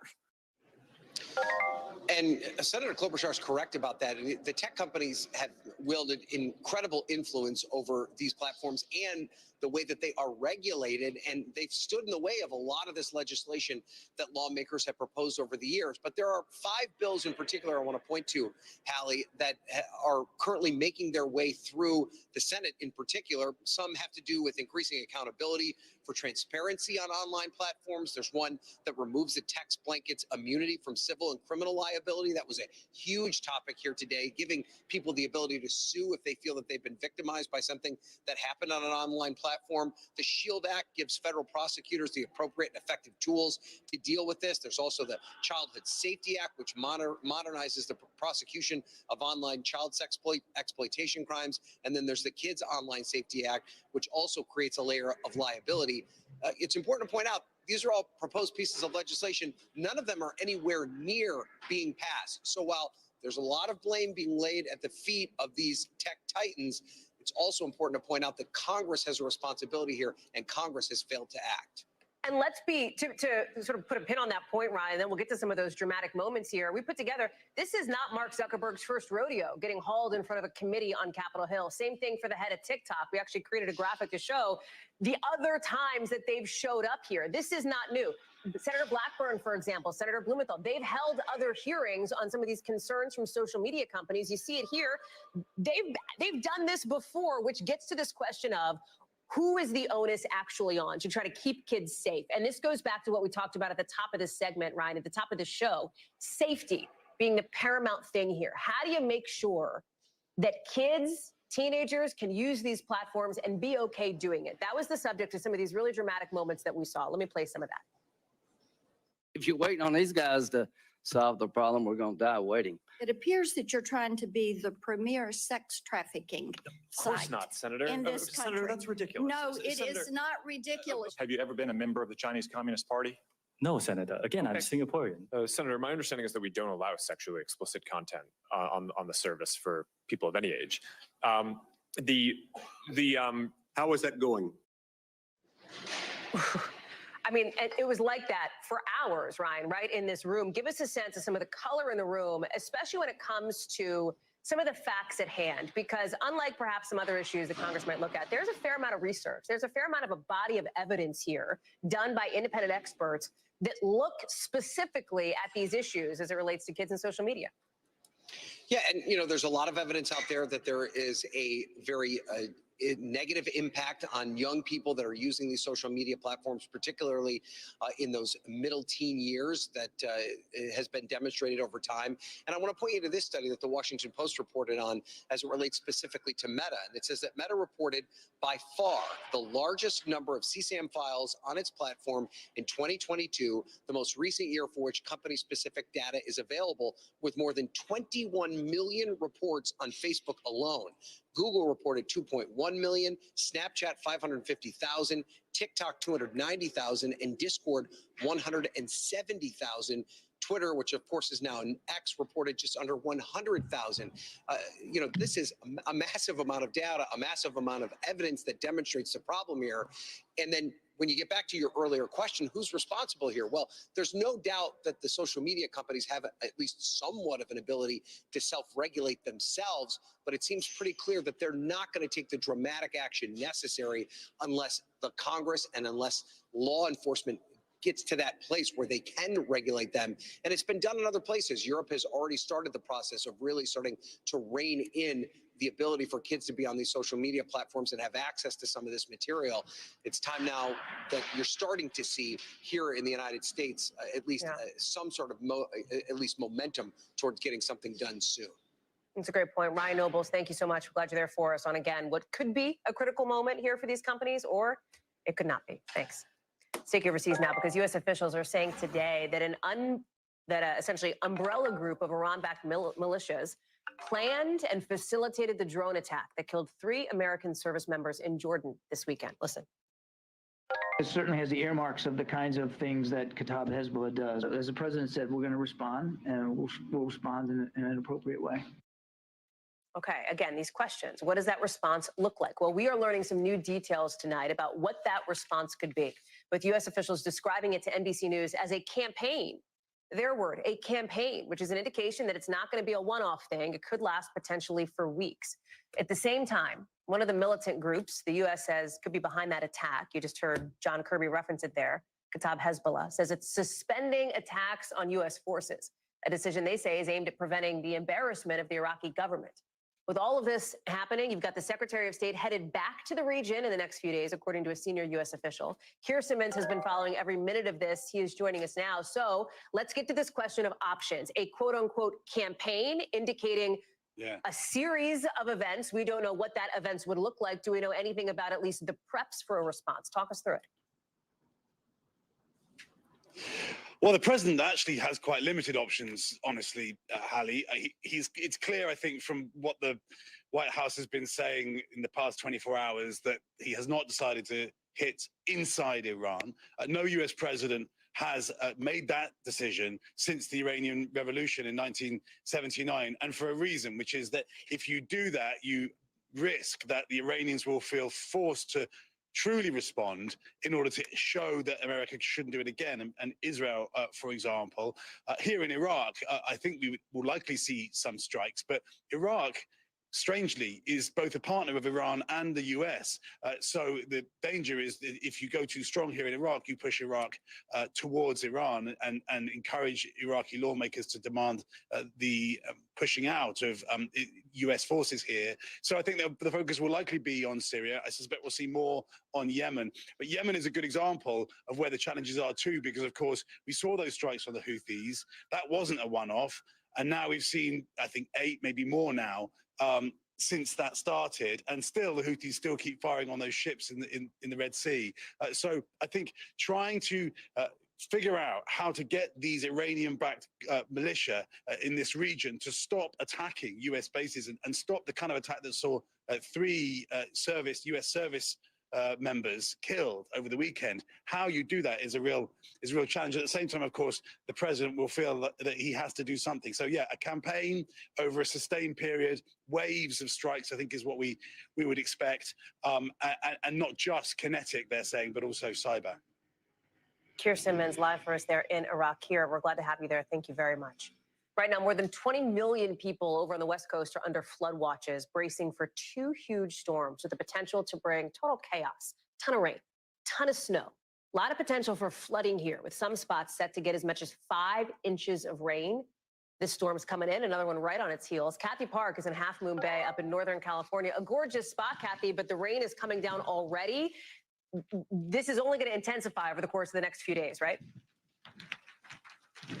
Hallie, that's absolutely right. What you're seeing right now is just a sampling of what's to come, because conditions are expected to worsen in the next couple of hours, specifically right around the evening commute. We're anticipating heavier bands of rain. Right behind me is the bay right now. You can probably see the waves, pretty ferocious, just crashing over the rocks. This is something that we've been seeing throughout the day today. But believe it or not, Hallie, some extreme athletes, kiteboarders to be exact, they said that these conditions were just optimal for getting that extra lift in the sky. But of course, California officials are urging residents, telling them to be on alert, because this weather can be extremely dangerous. And over the next couple of hours into tomorrow morning, we're anticipating several inches of rain that could lead to flash flooding. And of course, the other big headline that we've been tracking are these wind gusts, extreme wind gusts, anywhere between 40 to 70 mile per hour wind gusts have been clocked all over Northern California today.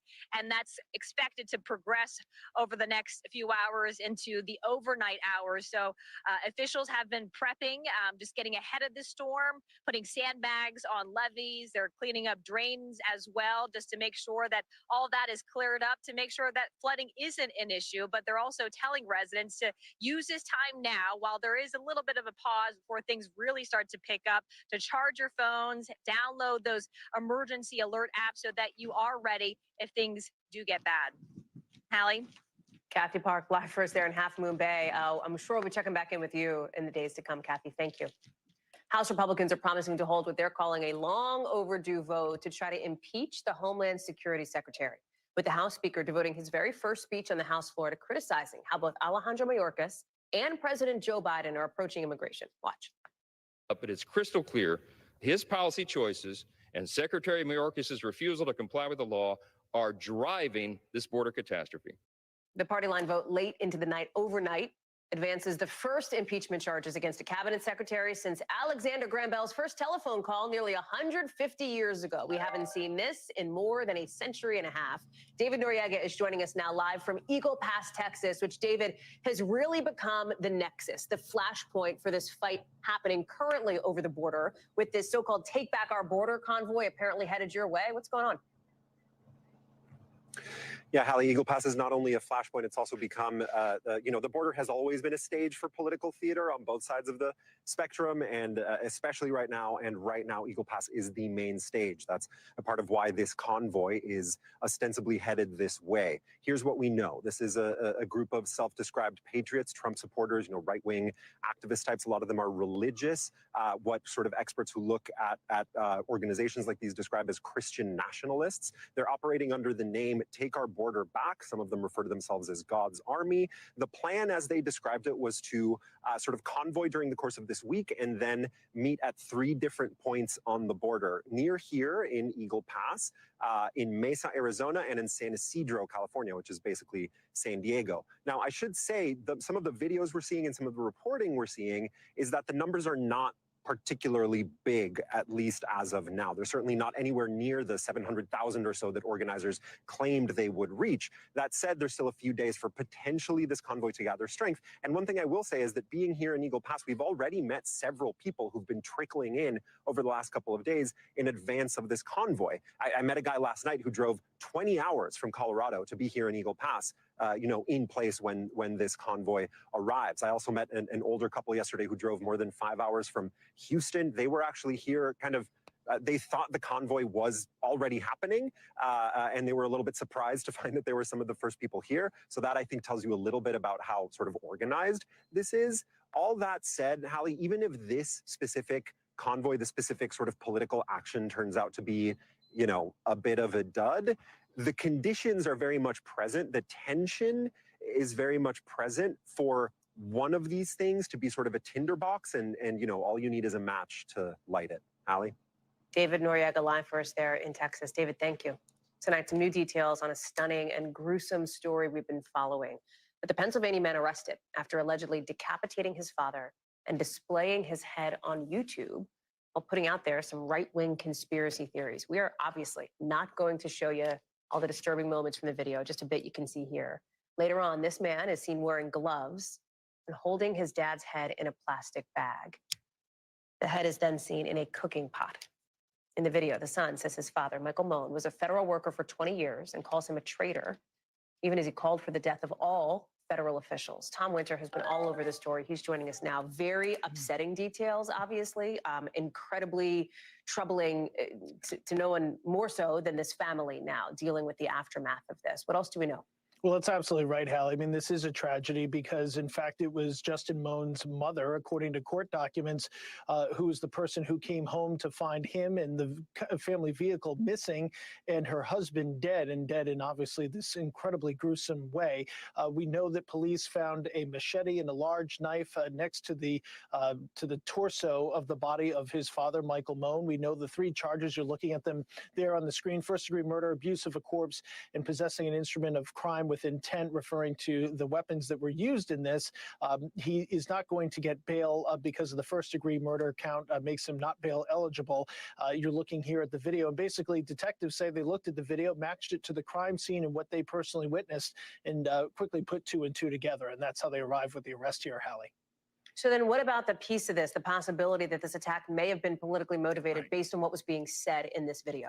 Right. So the video, and detectives here point out that he had a pre-written script, and it's clear if you watch the video, and I certainly don't recommend it, and it's been taken down from YouTube, but it's clear that he's reading from something. And this goes beyond, I mean, he certainly has a number of anti-Biden statements in there, has some, I would say, pretty extreme and fringe right-wing beliefs. It goes beyond that. He calls calls for the killing of all federal employees and for the federal officials. He puts a bounty out for certain very prominent members of the law enforcement community. He put out the address of a judge who who dismissed one of 4 legal cases against him, and then had a number of hate speech comments, and you're looking at it there, against the Black Lives Matter movement, the LGBTQ community, spoke out against Antifa. So when you look at this in its totality, this goes beyond just kind of a hard right or a hard left type of speech. This goes into hate speech and those extreme conspiracies that you referenced, Hallie. Tom Winter, thank you very much for that update. Appreciate it. So listen to business news now, because some big news out of the Fed today. Not what they did, but what they said, because they did what everybody thought they'd do. They didn't touch interest rates, right? Didn't go up, didn't go down, they're staying the same. But here's what the Fed chair said, that cuts probably will not happen at the Fed's next meeting in March either. That was kind of a surprise to some folks. And if you were hoping that interest rates would go down, well, not exactly what you wanted to hear. Brian Chung is following all of this for us tonight. And Brian, so listen, we expected, right, the interest rates to stay flat. We expected no change to that. Interesting to hear Jay Powell, the Fed chair, one of the most obviously powerful and influential people in the economy here in this country, talk about the outlook as it relates to inflation. The concern, right, is if they start to bring those interest rates back down, inflation might start to creep back up. On the other hand, if they don't start to cut interest rates, you could see issues with the broader economic picture, including unemployment, right? This is the fine line they're trying to walk.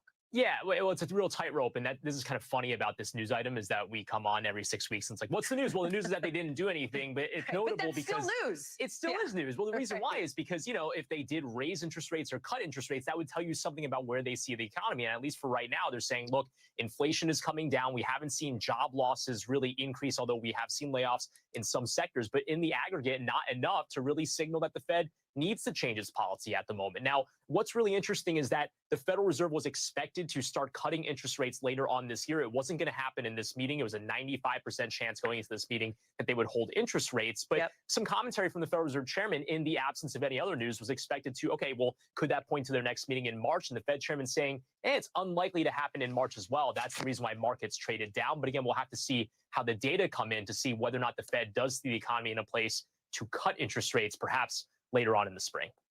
Still, though, if you look back 2 years ago, a year ago, do you think we would be talking about what we're talking about today, right? I mean, with some of these dire predictions of the potential for a recession, everything else, what's interesting is as the numbers in many ways have started to get better, inflation is cooling off. As you point out, we could see rate cuts on the horizon eventually. The unemployment numbers are down. People seem to not be feeling that. There's a new poll out today, and if you get into the crosstabs, it shows more than half of Americans say that their own personal financial situation was better under the Trump administration years ago. And this is consistent when you ask a series of economic questions there.